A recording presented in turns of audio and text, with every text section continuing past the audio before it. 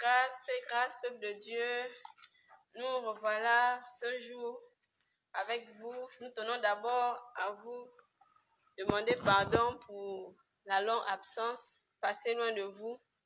Et ce matin, nous sommes toujours au ministère de l'Esprit et de la Vérité, qui est situé au niveau du feu rouge d'Akébé, non loin de l'école publique d'Akébé 2. Comme vous le savez, le leader de ce ministère est le prophète Jean-Christophe Ondor. Alors ce matin, avant de continuer, car nous avons un merveilleux thème ce matin à développer avec vous, qui est le baptême d'eau. Alors avant de continuer, nous allons d'abord vous présenter ces sœurs qui sont avec nous. Là, vous avez la sœur Hélène, moi-même la sœur Onela, la sœur Élisée et maman Awa. Alors ce matin, avant de continuer, nous allons d'abord remettre ces moments en les mains de notre Seigneur Jésus-Christ. Alors la sœur Hélène va élever la voix pour remettre ces moments en les mains du Seigneur. Adonai, mon Dieu, mon roi, Seigneur, nous te disons merci, te rendons toute la gloire parce que tu es Dieu. Toi qui nous rassembles encore, ô Dieu, ce soir pour parler de ta part, nous te disons merci pour cette opportunité.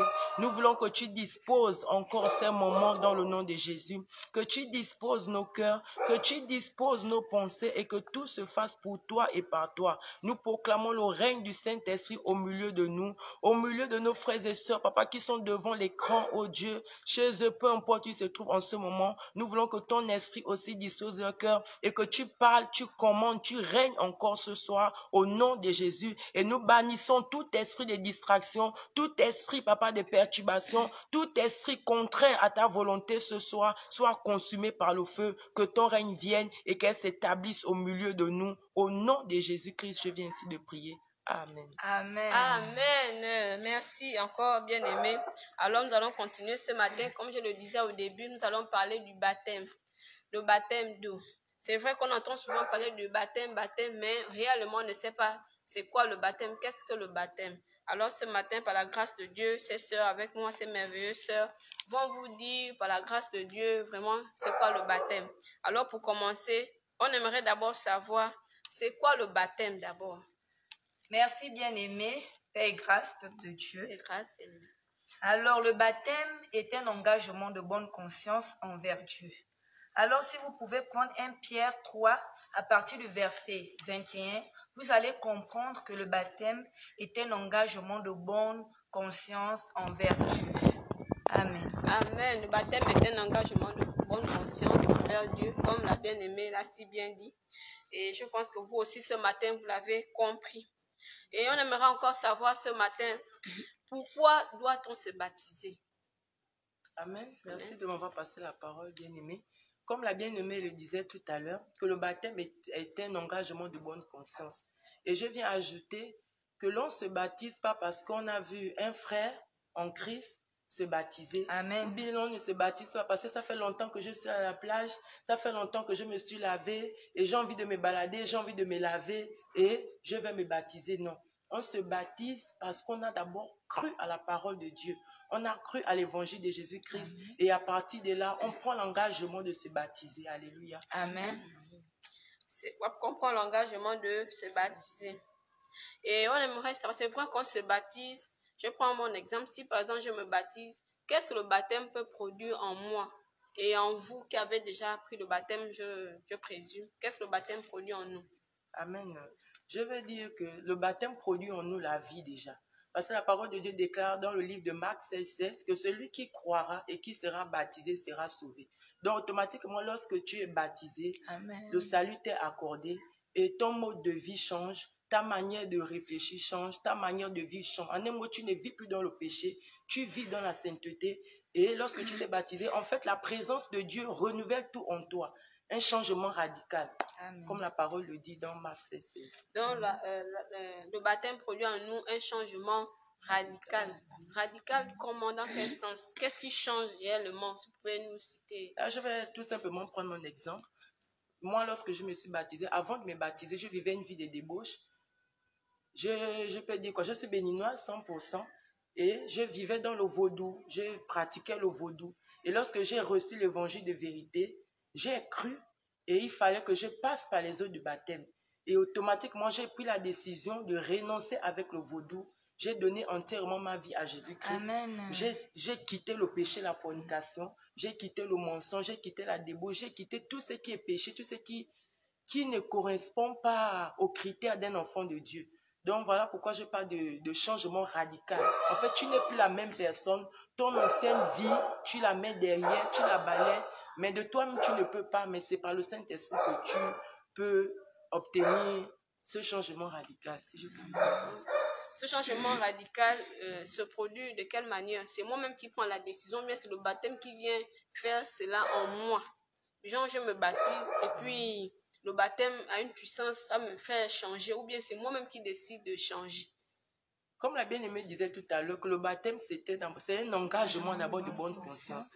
Donc, tu parles à la plage, comme je disais tout à l'heure, pardon, ce n'est pas le fait d'aller te laver, ou ce n'est pas le fait de voir un frère, une soeur, tu viens se baptiser et tu vas aller le faire. Non, c'est d'abord un engagement. Et lorsque tu prends déjà l'engagement, automatiquement, le processus, le Saint-Esprit est déjà à l'œuvre dans ta vie. En fait, le baptême vient juste faire asseoir le reste. Donc, tout part d'abord de ta conscience, tout part d'abord de ton engagement propre, de ta décision. Et le Saint-Esprit met tout simplement le cachet et le changement radical se produit. Amen. Si nous comprenons bien, bon, selon ce que si on peut résumer, le baptême nous amène à changer. Si on avait une manière de vivre qui ne correspondait pas au Seigneur, on enlève cette manière de vivre et on marche selon ce que le Seigneur désire. Je vous rappelle ce matin que nous sommes en train de parler du baptême d'eau. Baptême d'eau parce que sûrement vous posez la question, il y a combien de baptêmes? Et nous aussi, ce matin, on aimerait savoir s'il y a 2 ou 3, 4 baptêmes. Amen. Il y a 2 baptêmes. Il y a 2 baptêmes bien-aimés. Le baptême d'eau par immersion et le baptême du Saint-Esprit. Il y a 2 baptêmes. Amen. Amen. Il y a 2 baptêmes. Baptême d'eau et le baptême du Saint-Esprit. Et pourquoi le baptême d'eau est nécessaire pour nous, pour les chrétiens? Pourquoi c'est nécessaire le baptême? Amen. Merci pour la parole. Paix et grâce. Paix et grâce. Bon, moi je dirais que le baptême est nécessaire parce qu'il fait partie des étapes, des étapes, des éléments qui nous donnent accès au salut. Voilà, je voulais un peu paraphraser dans ce sens. Parce que si nous regardons dans Jean 3,5, il est écrit que si un homme ne naît d'eau et d'esprit, il ne peut voir ou ne peut entrer dans le royaume de Dieu. Voilà. Et pour cela aussi, c'est la bonne marche d'un chrétien à suivre Jésus à nouveauté de vie. C'est un peu ce que j'ai dit par les enseignements. D'accord, nous avons compris. Donc, le baptême est nécessaire parce que ça nous permet de marcher selon le Seigneur. Ça nous permet de suivre les recommandations et de demeurer dans la présence de Dieu. Ah, bien aimé, tout à l'heure, vous avez parlé de 2 baptêmes, baptême d'eau et baptême du Saint-Esprit. Voilà, je suis que ceux qui nous suivent et moi-même, on aimerait savoir c'est quoi le baptême d'eau, c'est quoi le baptême du Saint-Esprit. Le baptême d'eau, c'est celui dont on te plonge dans les eaux. Voilà, nous avons l'exemple de Jean-Baptiste qui a baptisé Jésus. Et le baptême du Saint-Esprit, c'est un don donné par le Seigneur Jésus-Christ. C'est un don donné par Dieu. Donc nous avons un exemple lorsque les disciples étaient dans la chambre haute, se sont mis à parler de différentes langues. Ce qui signifie que c'est le baptême du Saint-Esprit. Amen. Amen. Nous vous rappelons ce matin que nous sommes au ministère de l'Esprit de la Vérité. Ce ministère est situé au niveau du feu rouge d'Akébé, non loin de l'école publique d'Akébé 2. Et vous rappelez aussi que le leader de ce ministère est le prophète Jean-Christophe Ondo. Amen. Alors pour continuer sur notre thème qui est le baptême, sûrement vous et moi, on aimerait savoir en fait comment se déroule ce baptême. Le baptême de comment il se déroule. Si vous pouvez nous donner des détails, qu'on puisse essayer de comprendre. Amen, bien-aimé. Le baptême d'eau se déroule de manière suivante. On prend le concerné ou la concernée, qu'on positionne sur une position, je peux dire quoi? Quelle manière? D'une manière. Ça, comme je suis, nous sommes assis. Oui. Par l'arrière. Et on plonge la personne sur le ventre, sur le dos, position dorsale, si je peux dire comme ça, oui. On plonge au concerné et en le plongeant, ça signifie la mort. En fait, tu meurs dans ton ancienne vie et on te remet en surface, tu ressors des eaux, ce qui signifie la résurrection. Donc, c'est-à-dire, tu meurs et tu ressuscites en nouveauté de vie avec le Seigneur Jésus-Christ. Donc, c'est comme ça que se déroule Le baptême. baptême. Maintenant, ce baptême, est-ce qu'il est obligatoire? Est-ce que c'est forcé à un chrétien de prendre le baptême ou bien ce n'est pas une obligation? Bon, moi je dirais qu'il est obligatoire parce que c'est une recommandation. Jésus l'a dit. Il a dit à celui qui croira, qui se fera baptiser, sera sauvé. Voilà, c'est une recommandation. Donc, je pense que c'est une obligation. Donc, moi, en tant que chrétienne, si j'accepte le Seigneur, je dois obligatoirement me baptiser. Oui. Et si je vais prendre l'exemple d'une personne qui accepte le Seigneur, je prends un exemple. Vous, en tant que sœur, on peut vous envoyer dans un coin retiré. Vous prêchez l'évangile à un frère, à une sœur, et cette personne manifeste le désir de se baptiser.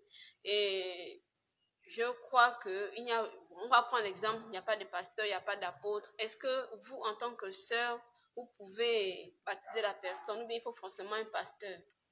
Oui, bien sûr, je peux baptiser la personne. Il dit allez et faites de toutes les nations.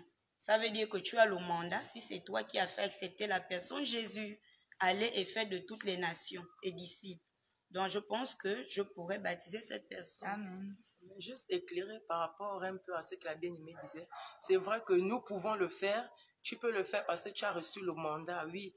Mais il faudrait que tu sois en conformité avec la parole de Dieu. Amen. Voilà, parce que tu ne peux pas vivre une vie de débauche ou une vie contraire à la volonté de Dieu et le faire. Non, tu ne pourras pas le faire.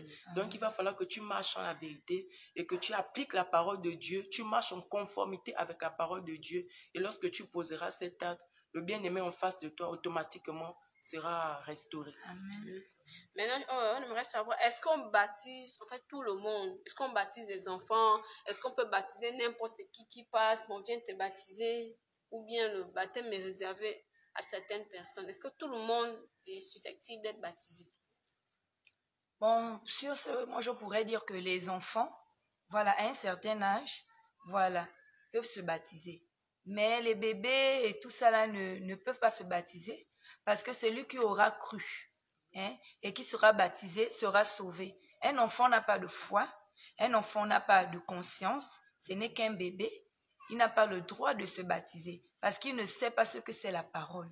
Il n'a encore rien, c'est un nouveau-né, un enfant.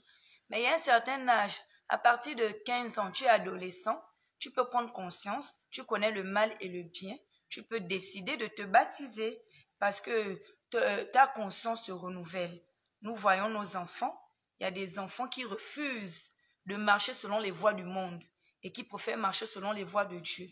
Alors si cet enfant a déjà l'âge de prendre conscience que Jésus est Seigneur et Sauveur, il peut aller aux eaux de baptême. Amen. Et est-ce qu'il y a des conditions en tant qu'adulte de prendre le baptême? Est-ce qu'il y a certaines conditions qui sont posées ou bien je peux venir comme ça, je me baptise, ou bien il y a des conditions d'abord à remplir avant de passer par les eaux du baptême? Je dirais qu'avant de passer par les eaux du baptême, c'est pas tu te réveilles un matin et tu vas aux eaux. Non. Amen. C'est tout un processus. Il Amen. va falloir qu'on t'enseigne d'abord pourquoi tu vas aux eaux, pourquoi tu dois le faire et après le baptême, qu'est-ce que tu dois faire. En fait, c'est un processus. Tu as besoin d'être enseigné, tu as besoin d'être éclairé, tu as besoin d'être positionné. Et lorsque tu reviendras des eaux, ou bien même avant que tu ne partes aux eaux, tu es déjà conscient, tu es déjà préparé spirituellement, physiquement, à tous les niveaux. Amen. Donc, on ne se lève pas comme ça pour aller aux eaux. Amen. Amen. Si je pourrais ajouter, on ne peut pas se lever pour aller aux eaux comme ça. Parce que ce qui est l'engagement de bonne conscience, ce n'est pas une blague, ce n'est pas un jeu.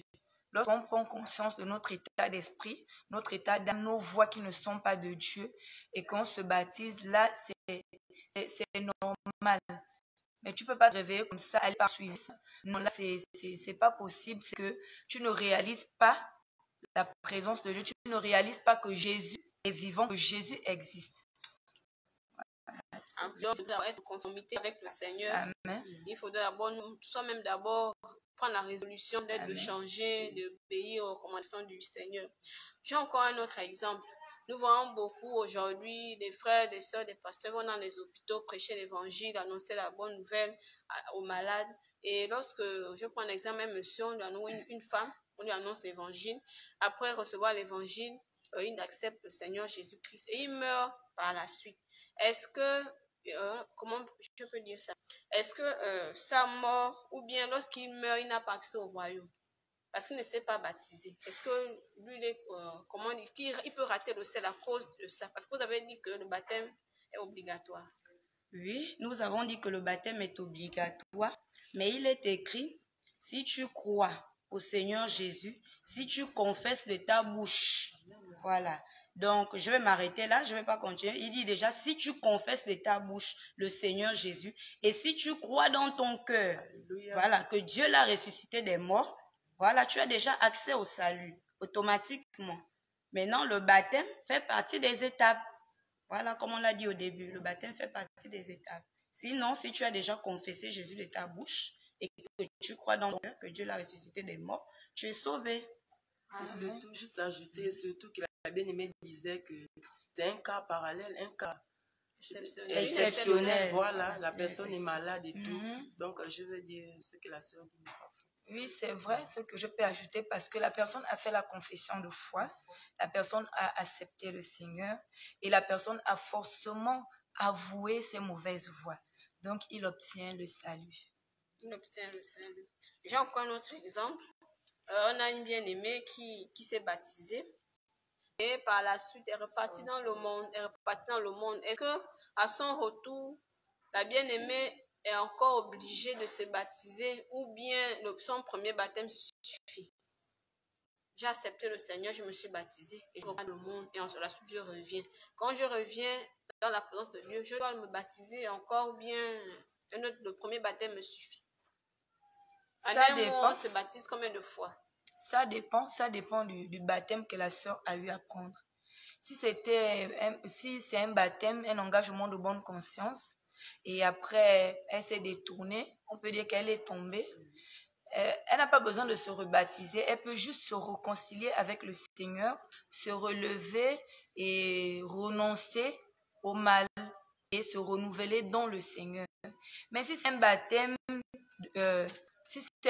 où la sœur a fait ou le frère par suivisme, il doit se rebaptiser. Parce que là, il va prendre conscience de son état, prendre conscience que Jésus est le Seigneur, prendre conscience qu'il n'a aucun autre nom. Voilà, par qui on peut obtenir le salut que celui de Jésus-Christ. Donc là, dans ce cas-là, il se rebaptise. Mais si la personne a fait un baptême de bonne conscience, un engagement de bonne conscience, là, cette personne doit juste se réconcilier en esprit, en vérité, sincèrement avec le Seigneur, se relever et continuer sa marche avec Dieu. Ok. En fait, j'aimerais savoir, ça c'est selon vous, personnellement, comment ça s'est passé? Comment vous avez pris la décision de prendre le baptême? Vous êtes venu un matin ou bien quelque chose vous a touché? Comment ça s'est passé pour permettre à d'autres personnes qui hésitent sûrement à se baptiser, Moi, je pourrais dire pour mon cas, vraiment, j'ai été saisie par la parole. Amen. Voilà, la parole qui dit que le salaire du péché, c'est la mort. Voilà, j'ai été saisie par cette parole. Et lorsque j'ai pris conscience que ce que je suis en train de faire me mène à la mort, ça m'a donné vraiment le désir de percer les mystères dans le Seigneur. C'est là où j'ai obtenu, je peux dire, le salut. Parce que j'ai réalisé que je vivais une mauvaise vie. Voilà, parce que j'ai pratiqué le lesbianisme, pendant 15 ans. Donc, lorsque j'ai réalisé que ce que je faisais n'était pas de Dieu, voilà, ma conscience s'est renouvelée. Donc, de suite, j'ai pris l'engagement de bonne conscience de suivre le Seigneur, de renoncer à mes mauvaises voies et de me faire baptiser. Cela est mon témoignage. Amen. Amen. Un autre témoignage, bien aimé, pas encore nous partager pour que d'autres... Juste comme la sœur disait, c'est de prendre conscience. Moi, personnellement, c'est au travers de la parole aussi que j'ai pris conscience que si Jésus revenait et me trouvait dans mon état dans lequel je vivais à l'époque, si je mourais dans cette situation, j'irais en enfer. Amen. Voilà. Et quand je me suis rendu compte vraiment de ma vie de débauche, de ma vie d'impureté, la vie sale que je menais, je me suis rendu compte que vraiment, il y avait plus à gagner de venir à Jésus. Amen. Et de le confesser, vraiment de se faire baptiser pour être sauvé. Amen. Bon, mais concernant, comme je disais tout à l'heure, que je suis béninoise, Lorsqu'on parle du béni, automatiquement, on voit le vaudou. Amen. Donc, j'ai servi le vaudou. J'ai eu des alliances avec l'esprit des eaux et je l'ai servi pendant plusieurs années. Et lorsque j'ai reçu l'évangile de vérité, alléluia, parce que vraiment cet évangile n'est pas prêché partout de nos jours, Amen. mais Dieu m'a fait grâce de recevoir cet évangile, alléluia, qui dit que Dieu a tant aimé le monde qu'il a donné son Fils unique, afin que quiconque croit en lui ne périsse point, mais qui ait la vie éternelle. Et lorsque j'ai reçu ce message vraiment d'amour, ce message de compassion, ce message vraiment de grandeur qui est Jésus, automatiquement, j'ai dit, pourquoi servir le vaudou? Pourquoi être en alliance avec l'esprit des eaux? Si cela ne peut, si ces esprits n'ont fait aucun sacrifice pour moi, amen. Mais ce grand Dieu qui est allé à la croix, qui a été humilié pour moi, comment ne pas lui donner ma vie? Pourquoi ne pas servir ce Dieu? Alléluia. Et c'est à partir de là que j'ai pris la décision de servir le Seigneur en esprit, en vérité, dans le ministère de l'esprit et de la vérité. Parce que c'est ce message de vérité, c'est ce message vraiment de sainteté qui m'a mené à réaliser que j'étais dans le faux et de donner ma vie à Jésus. Donc j'interpelle un frère, j'interpelle une soeur, peu importe la position, peu importe où tu es, tu t'es certainement baptisé, tu t'es égaré comme les sœurs l'ont dit, reviens à Christ, alléluia. Reviens au Seigneur Jésus-Christ, le Seigneur t'étend la main. Nous sommes au ministère de l'Esprit de la vérité, nous t'invitons à venir recevoir l'évangile de vérité. Amen. Concernant le baptême, viens, tu seras enseigné, viens, tu seras édifié et tu verras ta foi et tu verras ta marche avec le Seigneur. Amen. Aller de l'avant. Alors, si je peux ajouter, un frère ou une sœur, la délivrance n'est pas de casser les chaises, c'est une prise de conscience. Parce que c'est la parole qui convainc de péché, de justice et de jugement. C'est la parole qui apporte vraiment la bonne conscience. Donc vraiment dans des églises, comme mon cas, je n'ai pas eu besoin de beaucoup tomber. Mais lorsque l'homme de Dieu, le prophète Jean-Christophe Ondor, a prêché l'évangile pur de vérité, qui emmène les âmes à se détourner du péché et à obtenir le salut. Parce que c'est le salut qui est important. C'est le salut qui mène au ciel. C'est le salut qui nous emmène au royaume des cieux. Et pour obtenir le salut, il faut désirer une vie de sainteté et de pureté. Renoncer aux mauvaises choses. Donc, frères et sœurs, ce que je peux vous conseiller, c'est que écoutez la parole et évitez les spectacles. Priez enfin que Dieu vraiment conduise tout un chacun dans un ministère de vérité où on prêche l'évangile pur. Il y a trop de spectacles dans l'église. Il y a trop de spectacles, trop de complexes en ce moment dans l'église. Même les hommes de Dieu sont orgueilleux. Alors que Jésus lui-même était un homme humble. Voilà, lui qui est Dieu. Donc, cherchons l'évangile de vérité, l'évangile pur qui mène au salut, qui nous emmène à désirer ce qui vient du ciel et non les choses du monde. Ne partons plus à Christ pour chercher mariage, pour chercher X, Y. Voilà les bénédictions. Non, cherchons le salut de notre âme. Tu peux être marié et aller en enfer. Tu peux travailler et aller en enfer. Voilà, c'est pas le plus important. Cherchons le royaume des cieux et la justice. Donc toi, mon frère, toi, ma soeur, qui t'es baptisé, étant dans le péché, reviens et rebaptise-toi. Prends conscience vraiment de ton état. C'est le conseil que je peux donner à mes frères et à mes sœurs. Amen. Amen. Merci les bien-aimés vraiment pour ce merveilleux message. Je crois que vous avez été touchés, vous avez compris. Et enfin, j'aimerais savoir une question, toujours sur le baptême. On a nos frères de l'autre côté qui baptisent, qui versent un peu des gouttes d'eau sur la tête. Et vous avez expliqué comment se déroule le baptême. J'aimerais savoir, est-ce que ce baptême compte ou bien c'est pas un bon baptême? Parce que c'est quand même un baptême, hein? Okay. Bon, le baptême, on se réfère aux Écritures divines. Voilà, nous avons l'exemple de Jean-Baptiste qui a baptisé Jésus-Christ. Et nous avons vu comment Jean-Baptiste a baptisé Jésus-Christ. Il n'a pas pris un petit gobelet, il n'a pas pris une petite coupe, non. Il a baptisé Jésus-Christ par immersion. Et nous avons cet exemple dans la Bible. Donc, pour moi, je ne connais pas ce genre de baptême. Il n'est pas biblique parce que tout chrétien doit se référer à la parole de Dieu. Voilà, parce que la parole de Dieu n'est pas idolâtre. La parole de Dieu n'est pas, je vais dire quoi? Voilà, c'est la parole. On doit la mettre en pratique. Donc, on se réfère à la parole. Donc, je ne connais pas les baptêmes des gobelets. Ça, c'est pas écrit en fait. C'est pas écrit. Amen. Merci bien aimé. Vous avez compris. Vous qui avez eu des gouttes d'eau sur la tête, a bien aimé expliquer que c'est pas le baptême. Le baptême, c'est pas immersion et c'est biblique. Donc, vraiment, ce matin, vous rappelez que nous sommes au ministère de la vérité. Et ce matin, on parlait du baptême d'eau. Le baptême par immersion, qui est une recommandation biblique. Alors, bien aimé, vous avez le baptême il y a longtemps, le baptême par immersion, bien sûr, je précise. Alors que vous êtes retourné dans le monde, revenez à Christ, Amen. Revenez renouer avec votre Dieu. Amen. Le baptême n'est pas un jeu. Bien aimé, on dit que c'est un engagement de boire. Vous avez pris conscience, revenez renouer avec le Seigneur. Et c'est un baptême par suivisme, bien aimé, revenez, prenez le baptême qui est recommandé par le Seigneur. Amen. Alors nous rendons grâce à notre Dieu ce matin. Nous croyons que vous avez été édifiés. Si vous avez encore d'autres questions, vous pouvez les poser sur notre page. Vous écrivez la question. Les bien-aimés ici présents vous feront l'honneur de vous répondre comme il se doit. Alors pour terminer, nous sommes à la fin. Vraiment, nous allons demander à la bien-aimée Élisée vraiment de remercier le Seigneur, de bénir le Seigneur pour cet endroit.